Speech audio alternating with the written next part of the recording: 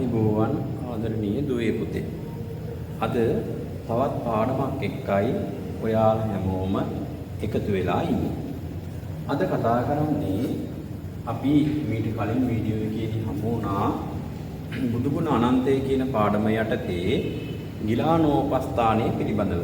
බුදුරජාණන් වහන්සේ කොහොමද ගිලනුන්ට උපස්ථාන කළේ?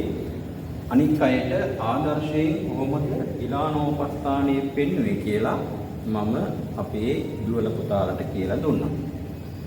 අද අපි ඉගෙන ගන්න යන්නේ සාමාන්‍ය පෙළ විභාගයට මුහුණ දෙන ඔයාලගේ බුද්ධ ධර්මයේ පොතේ දෙවන පාඩමේ තියෙන තවත් අනු කොටසක් නිබඳව.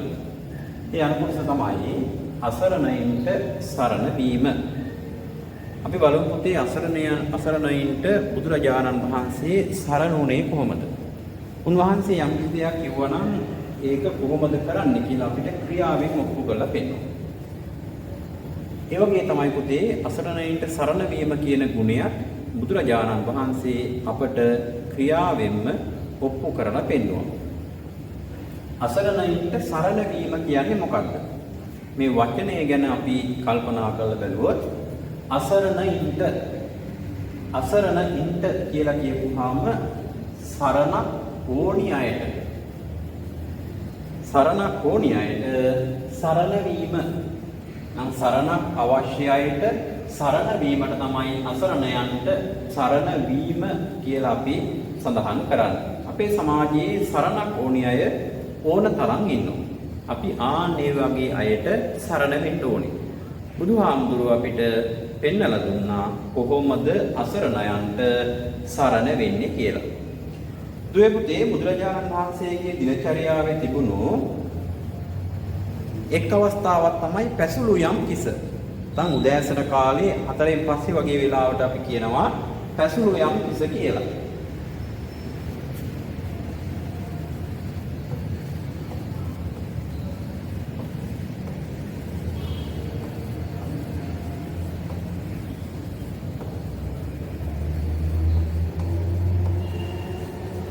ඔන්න දුවේ පුතේ පැසුළු යම් කිස කියලා කියපුවාම මේ පැසුළු යම් කිසේදී තමයි බුදුරජාණන් වහන්සේ මහා කරුණා සමාපත්තියේ ලෝකයේ දිහා බලන්නේ. උන්වහන්සේ ලෝකයේ දිහා බලලා උන්වහන්සේ බලනවා මම අද කාටද පිහිට වෙන්නේ? මගෙන් පිහිටක් ලබා ගන්න ඉන්නේ කවුද කියලා උන්වහන්සේ ලෝකයේ දිහා බලනවා. ලෝකයේ දිහා පිහිටක් ලබා ගන්න ඉන්නේ කවුද කියලා බලලා උන්වහන්සේ ඒ ස්ථානයට වැඩම කරනවා. මෙන්න මේ විදිහට ලෝකයේ දිහා බලලා කවුරු හරි පිහිටක් වෙන්න කෙනෙක් ඉන්නවා නම් එයාට පිහිට වෙන කාරණාව. එහෙම නැත්නම් මේ විදිහට බුදුරජාණන් වහන්සේ ගමන් කරන එක විශේෂ නමකින් හඳුන්වනවා.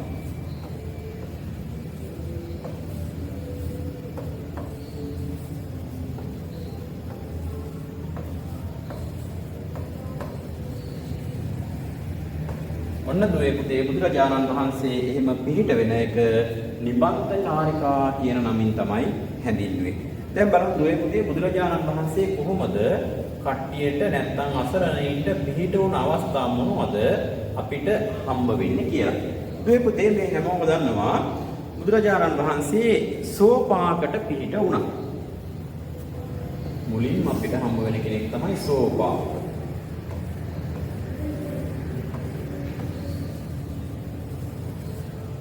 දුවේ පුතේ සෝපාක කියලා කියන්නේ හරි අසරණ දරුවෙක්. ඉතින් මෙන්න මේ සෝපාකගේ බාප්පා සෝපාකව සොහොනට ගෙනිහිල්ලා දානවා. සොහොනට ගෙනිහිල්ලා තවත් මිනිහෙකුට අතපය තියලා බඳිනවා. සෝපාකට අවුරුදු 7යි. මෙන්න මේ සෝපාක දිහා බුදුරජාණන් වහන්සේ දැකලා බුදුරජාණන් වහන්සේ සෝපාක දිහා බලලා බුදුරජාණන් වහන්සේ සොහොනට ගිහිල්ලා සෝපාක අර බැඳලා තිබුණ මිනිහෙන් ලිහාගෙන නැවත පන්සලට එක්කගෙන එනවා. පන්සලට ඇවිල්ලා දුවේ පුතේ සෝපාකව පැවිදි භාවයට පත් කරනවා. ඒතර දුවේ පුතේ බුදුරජාණන් වහන්සේමයි සෝහනට වැඩම කරන්නේ. උන්වහන්සේට තිබුණ වෙන කවුරු හරි යවන්න. හැබැයි උන්වහන්සේ එහෙම කරේ නැහැ. සෝපාක කියලා කියන්නේ කොහෙන්වත් පිහිටක් නැති වෙච්ච අසරණ දරුවෙක්. අන්නේ අසරණ දරුවට බුදුරජාණන් වහන්සේම තමයි අදාළ ස්ථානයට වැඩලා උන්වහන්සේ සෝපාකව පන්සලට කැඳගෙන ආවේ. එහෙනම් බලන්න පුතේ ඔන්න බුදුරජාණන් වහන්සේ සෝපාකට පිහිට වුණ විදිහ. ඊළඟට දුවේ පුතේ තවත් බුදුරජාණන් වහන්සේ පිහිට වෙනවා සුනීත කියලා පුජ්‍යලයකට. සුනීත කියලා කියන්නේ සැඩොල් කුලයේ පුජ්‍යලයෙක්. සැඩොල් කුලයේ පුජ්‍යලයෙක් කියලා කියන්නේ දුවේ පුතේ අතීත ඉන්දියාවේ කුණු කසල ආදී දේවල් ඇදපු නගර පිරිසිදු කරපු කෙනෙක් තමයි සුනීත කියලා කියන්නේ. ඉතින් දවසක් දුවේ පුතේ බුදුරජාණන් වහන්සේ මාර්ගයේ වඩිනකොට මෙන්න මේ සුනීත මාර්ගයෙන් අයින් වෙනවා. ඒ වෙලාවේ අහනවා ඔබ පැවිදි වෙන්න කැමතිද? මම වගේ සැඩොල් කුලයේ අය කවුද ස්වාමීනි පැවිදි කරන්නේ? මම ඔබ පැවිදි කරන්නම් කියලා පන්සලට එක්කගෙන ගිහිල්ලා සුනීතත් පැවිදි භාවයට පත් කරනවා. එහෙනම් බලන්න පුතේ සෝපාකට පිට වුණා, සුනීතට පිට වුණා. ඒ වගේම තමයි මේ පුතේ එක අවස්ථාවකදී පිට වෙනවා මෙන්න මේ වගේ කෙනෙකුට.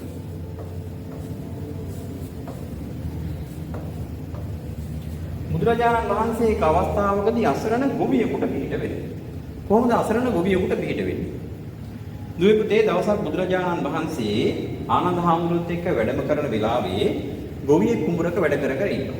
මේ ගොවියා කුඹරේ වැඩ කර කර ඉන්නකොට බුදුරජාණන් වහන්සේ දකිනවා සල්ලි බෑග් එකක් තියෙනවා. එහෙම නැත්නම් මල්ලක් තියෙනවා. ඊට පෙර දවසකදී රාජ භාණ්ඩාගාරය හොරා කාගෙන කොහෙන් හොරා කාගෙන යන වෙලාවේ එක මල්ලක් අමතක වෙලා වැටෙනවා. ඒ වෙලාවේ බුදුරජාණන් වහන්සේ ආනන්දකින් අහනවා ආනන්දේ සර්පයා දුටුවාද? ආනන්ද හාමුදුරුවෝ පිළිතුරු දෙනවා ඔව් ස්වාමීනි දරුණු සර්පේ. ඉතින් මේ ගොවියා මේක අහගෙන ඉඳලා ගොවිය එනවා අර සල්ලි මල්ල ගාවට. සල්ලි මල්ල මෙයා හවුලගෙන ගෙදර යනවා. ඊළඟට දුවේ පුතේ රාජපුරුෂයෝ සල්ලි මල්ල හොයාගෙන එනවා. කොහොම හරි මේ ගොවියා අහු වෙනවා. ඉතින් මේ ගොවියාට දඬුවම් නියම කරායින් පස්සේ මේ ගොවියා නිතරම කියා යනවා ආනන්දේ සර්පයා දුටුවාද? ඔව් ස්වාමීනි දැක්කා. ඉතින් දුවේ පුතේ රජුරවන්ට මේක ගැටලුවක්. ඇයි මේ පුද්ගලයා මේ වගේ කාරණාවක් කියන්නේ? ඒ වෙලාවේ දුවේ පුතේ රජුරෝ බුදුහාමුදුරන්ගෙන් මේ කර්ම කාරණා පිළිබඳ විමසලා බලනවා. විමසලා බලනකොට කතාව ඇත්ත. ඉතින් ගොවියා නිදහස් කරනවා. ඔන්න බලන්න දුවේ පුතේ බුදුරජාණන් වහන්සේ මහා කරුණාවෙන් ගොවියාට පිළිටවන අවස්ථාව. ඒ වගේම තමයි දුවේ පුතේ එක අවස්ථාවකදී අසරණ පියෙකුට පිහිට වෙනවා.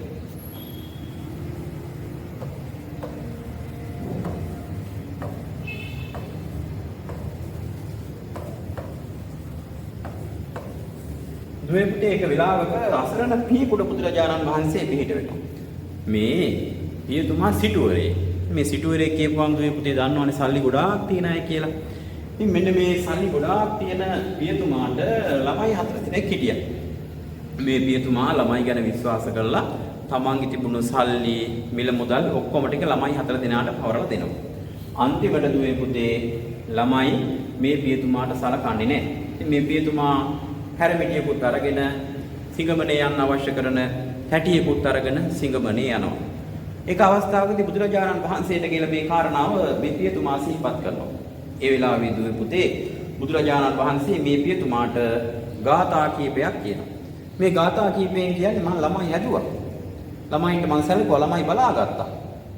හැබැයි මේ ළමයින්ගෙන් මට කිසිම ප්‍රයෝජනයක් වුණේ නැහැ. මගේ මේ හැරමිටියේ මේ ළමයින්ට වැඩිය වටිනවා. අන්න ඒ වගේ තේරුම තියෙන ගාථා කීපයක් බුදුරජාණන් වහන්සේ මෙයාට උගන්වලා කියනවා. මහා උත්සවයක් තියෙන වෙලාවක ඔයාගේ දරුවෝ ඉන්න වෙලාවක මේ ගාථා ටික කියන්න කියලා. ඉතින් මේ ගාථා ටික කිව්වයින් පස්සේ අර දරුවෝ ලැජ්ජාවටපත් වෙලා නැවත වතාවක් තමන්ගේ පියතුමාට සලකනවා. බලන්න මේ පුතේ අසරණ පියාට බුදුරජාණන් වහන්සේ පිහිට වුණ අවස්ථාව. ඒ වගේම තමයි දුවල පුතාලා දන්නවා දීගායි කුමාරයාට පිහිට වුණු අවස්ථාව.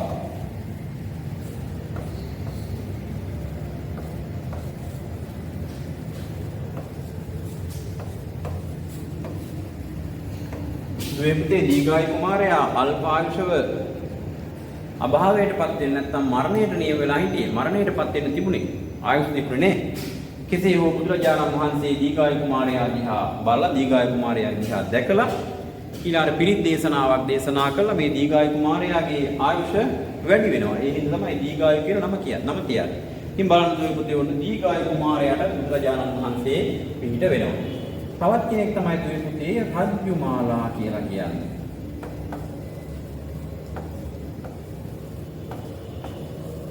රජ්ජුමාලාට කොහොමද බුදුරජාණන් වහන්සේ පිහිට වෙන්නේ?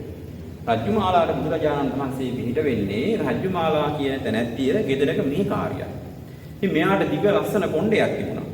තමන්ගේ ස්වාමි දුව හැමදාම මේ කොණ්ඩෙන් ඇදලා මෙයාට පහර දෙනවා. වද දෙනවා.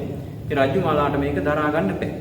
ආන්නේ හින්දා රජ්ජුමාලා තමන්ගේ තිබුණු අර ලස්සනට තිබුණු දිග කොණ්ඩේ කපලා දාලා බෙල්ලට වැලක් කෙල්ල ගන්නවා.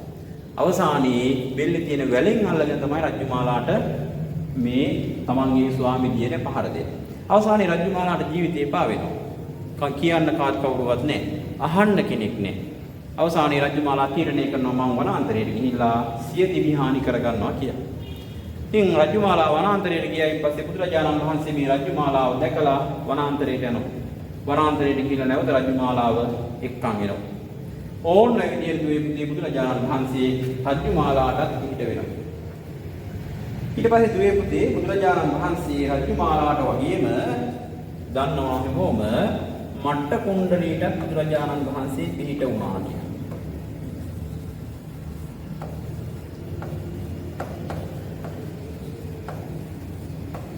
දුවේ පුතේ මට්ට කුණ්ඩලී කියලා කියන්නේ අවසානයේදී පියාගෙන් කිසිම සැලකිල්ලක් ලැබුණ නැති ලෙඩ රෝග වලින් දුක් විඳපු දරුවෙක්.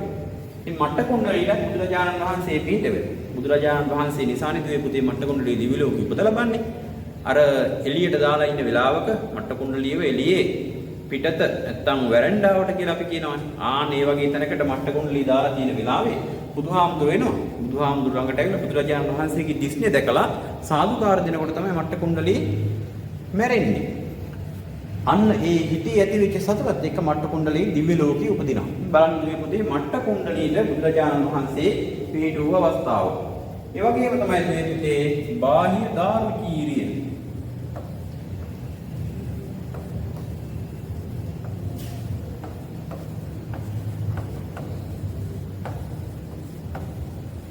බාහ්‍ය දාරුචීරියටත් බුදුරජාණන් වහන්සේ පිහිට වෙනවා. ඒතර දාරුචීරිය කියලා කියන්නේ දුවේ පුතේ දර වලින් සිවුරක් හදාගෙන හිටපු කෙනෙක්. නැත්නම් දර වලින් ඇඳුමක් හදාගෙන හිටපු කෙනෙක්. ඉතින් මේ දර වලින් ඇඳුමක් හදාගෙන හිටපු කෙනාට ආරංචි වෙනවා බුදුහාමුදුරුවෝ මෙහෙම වැඩ ඉන්නවා කියලා. ඉතින් මෙයා බුදුහාමුදුරුවෝ හොයාගෙන පයින්ම යනවා. පයින්ම ගිහිල්ලා බුදුරජාණන් වහන්සේට කියනවා ස්වාමීන් ධර්මයේ දේශනා කරන්න. තව විහාරයට ගිහිල්ලා බුදුරජාණන් වහන්සේ කෝ කියලා අහනවා. බුදුරජාණන් වහන්සේ වෙලාවෙ පිණ්ඩපාතේ වැටලත්. ඉතින් පිණ්ඩපාතේ වැටලා ඉන්න නිසා බුදුරජාණන් වහන්සේ හොයාගෙන ගිහිල්ලා කියනවා ස්වාමීනි මට ධර්මයේ දේශනා කරන්න. ඒ වෙලාවේ බුදුහාමුදුරුවෝ කියනවා ඔබ කුසගින්න ඉන්නේ. ඒ වෙලාවේ දුවපිතේ කොහොම හරි බුදුරජාණන් වහන්සේට කියනවා ස්වාමීනි මම මේ සංසාරයේ විඳිනකොට අනන්තව කුසගින්න ඉඳලා අනන්තව මේ විදිහට දුක් විඳින්නේ නැහැ. මට බුදු කෙනෙක් මුණ ගැහුණේ අද. ඉතින් ඒ හින්දා කොහොම හරි වහන්සේ එක දහම් පදයක් හරි දේශනා කළා. අවසානයේ බුදුරජාණන් වහන්සේ දේශනා කරපු එක දහම් පදයක් තුලින්ම බාහ්‍ය දාරුචීරිය කියන පුද්ගලයා සසර පිළිබඳව අවබෝධ කරගන්නවා. අවසානයේ නිවන් දකිනවා. අවසානයේ දුවේ පුතේ මෙයාට පැවිදි භාවයටපත් වෙන්න බැරුව ගොනෙක් කනලා අභාවයටපත් වෙනවා. ඉතින් බලන්න බුදුරජාණන් වහන්සේ වුණ වගේ බාහ්‍ය දාරුචීරියට ඒ විදිහට පිහිට වුණා. ඉතින් දුවේ පුතේ මේ විදිහට බුදුරජාණන් වහන්සේ පිහිට වුණේ මිනිස්සුන්ට විතරක් නෙමෙයි. උන්වහන්සේ ත්‍රිසංගත සත්වයන්ට පවා පිහිට වුණා. දුවේ පුතේ ත්‍රිසංගත සත්වයන්ට පිහිට වුණ අවස්ථාවක් අපිට හම්බ වෙනවා. උදේනි රජුගේ භද්‍රවතිකා ඇතින්නට පිහිට වුණ අවස්ථාව.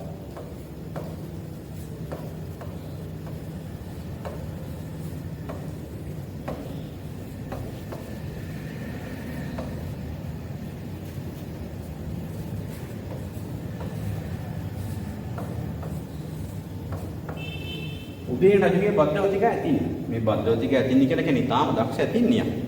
ඉතින් රජුරුවන්ගේ රටේ පැවති යුද්ධ වලට ගිහිල්ලා ඊළඟට රජුරුවන්ට යුද්ධ දිනන්න සහයෝගය දීලා හැම දෙයකටම උදව් වෙච්ච ඇතින්න. අවසානයේ මේ භද්‍රවතිකා ඇතින්න වයසට යනවා. වයසට ගියාන් දුවේ පුතේ හරියට කලින් වගේ වැඩ කරන්න බෑනේ යුද්ධ වලට යන්න බෑ. අවසානයේදී මේ ඇතා අත්හැරලා දානවා. ඇතා ගැන කවුරුවත් හොයලා බලන්නේ නැහැ. ඇතා අසරණ තත්ත්වයටපත් වෙනවා.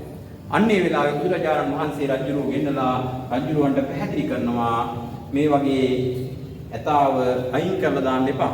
මුල් කාලේ ඇතා උදව් කළා රජුරුවන්ට ඒ හින්දා දැනුත් ඇතාව බලා ගන්න කියලා බුදුරජාණන් වහන්සේ රජුරුවන්ට පැහැදිලි කරනවා. අවසානයේ රජුරුව මේ භද්‍රවතිකා ඇතින්නට අවසානයේදී භද්‍රවතිකා ඇතින්නට නැවත වතාවක් අර කලින් වගේම සලකනවා. ඔන්න බලන්න දුවේ පුතේ බුදුරජාණන් වහන්සේ නිසා පිහිටක් ලැබපු අය. ඒතොර දුවේ පුතේ මේ අපිට ග්‍රන්ථවල හම්බ වෙන්නේ කිහිපයයි. ඒතොර තව ගොඩාක් මේ වගේ ශාසන ඉතිහාසය තුල අපිට හම්බ වෙනවා. ඒතර දුවේ පුතේ බුදුරජාණන් වහන්සේ අවුරුදු 45ක් තිස්සේ බුද්ධ කාලය තුල මේ වගේ පිහිට වෙච්ච පිරිස අපිට මෙපමණයි කියලා සඳහන් කරන්නට බෑ. ඉතින් ආන්නේ වගේ බුදුරජාණන් වහන්සේ පිහිටක් ඕනියයිට පිහිට වෙලා තියෙනවා. දුවේ පුතේ මෙන්න මේ කියන ගුණය අරගෙන අපිත් අපේ ජීවිත හදා ගන්න ඕනේ. අපිට දුවේ පුතේ සමාජයේ ඉන්නකොට අපිටත් ඕනෑ තරම් අසරණ අය හම්බ වෙනවා. අපි කියමුකෝ යාචකයින් කියලා. අපිට සමාජයේ යාචකයින් හම්බ වෙනවා.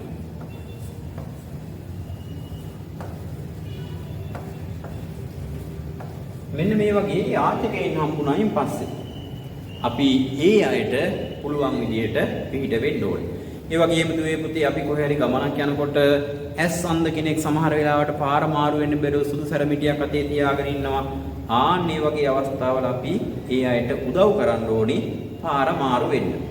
ඒ වගේම තමයි අපිට ඕනි තරම් සමාජයේ ගියාන් පස්සේ ඊළඟට දුවේ පුතේ බස් එකට නැග්ගයින් පස්සේ අපි අසරණ ආච්චි අම්මා කෙනෙක් ආවොත් ඊට පස්සේ ලෙඩක් හැදුන කෙනෙක් ආවොත් ආන්නේට අපි සීට් එක දීලා පිට වෙන්න ඕනේ. සමහර වෙලාවට සමාජයට ගියයින් පස්සේ බස් එකේ යනකොට ඇතැම් විටක බස් එකෙන් බහින්න බැරි ආච්චි අම්මලා ඉන්නවා, සීයලා ඉන්නවා.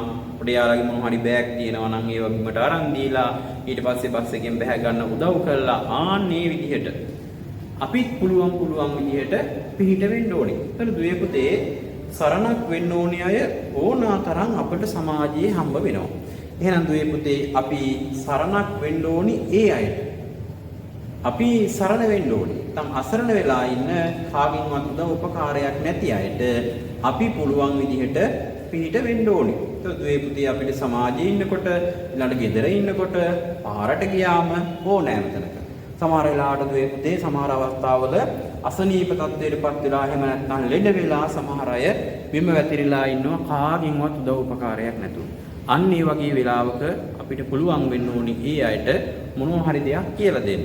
නැත්නම් අපි ඒ අයට පුළුවන් වෙන්න ඕනේ ඒ අයට කියලා දීලා වැටලා ඉන්න තත්ත්වය කියලා දීලා රෝහල් ගත කළා හරි එයාලට ප්‍රතිකාරයක් ලබා දෙන්න අපිට පුළුවන් වෙන්න ඕනේ. එහෙනම් දුවේ පුතේ අපි අපේ ජීවිතේ බුදුරජාණන් වහන්සේගේ චරිතය තුළින් මෙන්න මේ කියපු කාරණා අපිට අපේ ජීවිතයේදී හම්බුණු අසරණ කෙනෙක් තම පිහිටක් වෙන්න ඕනි කෙනෙක් හම්බුනොත් කවදාවත් මග ඇරලා අහක බලාගෙන යන්නේ නැතුව ඒ අයට පිහිට වෙන්නයි අපි උත්සාහ කරන්න ඕනේ. ඒතර දුවේ පුතේ බලමු අපි මේ ඉගෙන ගන්න දැන් කතා කරපු දේවල් ටික. දැන් දුවේ පුතේ අපි අද කතා කරේ අසරණයින්ට සරණ වීම පිළිබඳව. ඒතර දුවේ පුතේ මම මුලින් සඳහන් කළා බුදුරජාණන් වහන්සේගේ දිනචරියාවේ තිබුණ එක කොටසක් තමයි පැතුලියම් කිස කියලා කියන්නේ. පැතුලියම් කිසේදී බුදුරජාණන් වහන්සේ බලනවා මං අද කාටද පිහිට වෙන්නේ කියලා. ඉතින් ආන්නේම කාටද පිහිට වෙන්නේ කියලා බලලා බුදුරජාණන් වහන්සේ ඒ අයට පිහිට වෙනවා. ඒකට කියනවා පැතුලියම් කිස කියලා. මේ විදිහට බුදුරජාණන් වහන්සේ අසරණින් සොයාගෙන තැන් වලට වැඩලා ඒ අයට පිහිට වෙන එක අපි හැඳින්වුවා නිබන්ධ චාරිකා කියන නමින්. තර දුවේ පුතේ මෙහෙම බුදුරජාණන් වහන්සේගෙන් පිහිටක් ලැබුව එක පුජ්‍යලේ තමයි සෝපාක. සෝහනට ගිහිල්ලා දාලා බුදුරජාණන් වහන්සේ සෝහනට ගිහිල්ලා මිනිහෙන් සෝපාකව ලියාගෙන පන්සලට ගෙනල්ලා පැවිදිභාවයට පත් කරනවා. ඒ වගේම තමයි සුනීත කියන සැඩොල් දරුවා. ඒ වගේම තමයි අසරණ ගොවියා. මන් දුවල පුතාලට පැහැදිලි කරන්නේ මේ ගොවියා සල්ලි මල්ලක් දැකලා සල්ලි මල්ල අරගෙන අවසානයේදී රජුරු මේ ගොවියව අල්ල ගන්නවා. මෙන්න මේ විදිහට මේ කතාව ගොවියා ඊළඟට ගිහිල්ලා කියනවා බුදුරජාණන් වහන්සේගේ ආනන්ද හාමුදුරුවන්ගේ දෙබස ඊළඟ දුවේ පුතේ දෙමව්පිය දරුවන් විසින් නොසලකා හැරපු අසරණ පියාට පිට උනේ කොහොමද කියලා මම මේ දුවල පුතාලට කියලා දුන්නා. ඊළඟට දුවේ පුතේ දීර්ඝායු ශක්ති ගුණ නැති දීර්ඝායු කුමාරයෙක් කොහොමද හාමුදුරුවෝ පිට උනේ. ඊළඟට දුවේ පුතේ තමන්ගේ ස්වාමී දියණියගේ නොඑක ආකාරයේ හිංසා පීඩාවලට පත් වෙලා දුක් විඳපු රජ්ජුමාලාට බුදුහාමුදුරුවෝ කොහොමද පිට උනේ? කොහොමද රජ්ජුමාලාව හොයාගෙන ගියේ? ඒ වගේම තමයි මට්ට කුණ්ඩලින කොහොමද බුදුහාමුදුරුවෝ පිට උනේ? අන්න බාහ්‍ය දාරුකී කියන පුද්ගලයාට බුදුහාමුදුරුවෝ කොහොමද පිට උනේ? ඊට පස්සේ දුවේ පුතේ අපි කතා කරා බුදුහාමුදුරුවෝ මේ වගේ මිනිස්සුන්ට විතරක් නෙවෙයි තිරිසංගත සත්වයන්ටත් බුදුහාමුදුරුවෝ පිහිට වුණා. උද්දේනි රජුරුවන්ගේ භද්‍රවතිකා කියන ඇතින්නට පිහිට වුණු අවස්ථාව ගැන මම අපේ දුවල පුතාලට පැහැදිලි කරලා දුන්නා. ඉතින් මේන මේ විදිහට බුදුරජාණන් වහන්සේ අසරණයින්ට පිහිට වූ අවස්ථා අපිට ඕනෑ තරම් දකින්න පුළුවන්. ඉතින් දුවේ පුතේ අපිටත් පිහිටක් වෙන්න ඕනි යාචකයින් හම්බ වෙනවා. ඒ වගේම තමයි බස් එකට නැග්ගයින් පස්සේ හිටගෙන යන්න බැරි අය හම්බ වෙනවා. ඒ වගේ අයට සීට් එකක් දෙන්න, ඊට පස්සේ යමක් කර කියා ගන්න බැරි කෙනෙකුට උදව් උපකාර කරන්න, ඊළඟ දුවේ පුතේ සතෙක් දැක්කත් අපි සතෙක් අසරණ වෙලා ඉන්නවා නම් සතාට කෑම ටිකක් දෙන්න.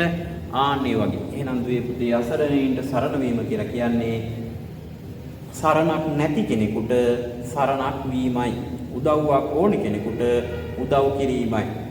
ඔන්න බුදුරජාණන් වහන්සේ තමන්ගේ ජීවිතයෙන් අපිට ප්‍රකට කරලා දුන්නා කොහොමද අසරණයින්ට පිහිට වෙන්නේ කියලා. අපිත් මේ දේවල් අපේ ජීවිතයට අරගෙන අපි අපේ ජීවිත සකස් කරගන්න ඕනේ. එහෙනම් දුවේ පුතේ මෙන්න මේ කියපු කරුණු කාරණා ටිකට අදාළව අපේ දුවල පුතාලා මෙන්න මේ ප්‍රශ්න දෙකට උත්තර ලියමු.